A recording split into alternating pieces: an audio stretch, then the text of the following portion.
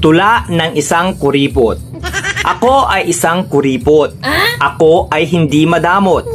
Sa paggastos ako ay natatakot dahil pera ko ay hindi pinupulot.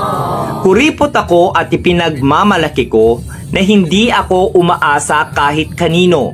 Okay lang kung magkuripot man ako dahil pera ko naman ang sinisinop ko.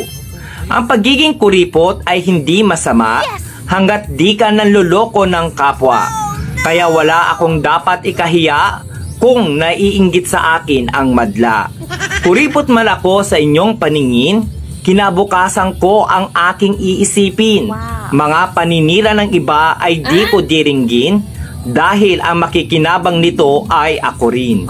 Hindi kasalanan na maging kuripot ako, ang masama ay ang pagiging maluho. Huwag magpasikat kung hindi naman totoo, lalo nang kung sa utang nang galing ito.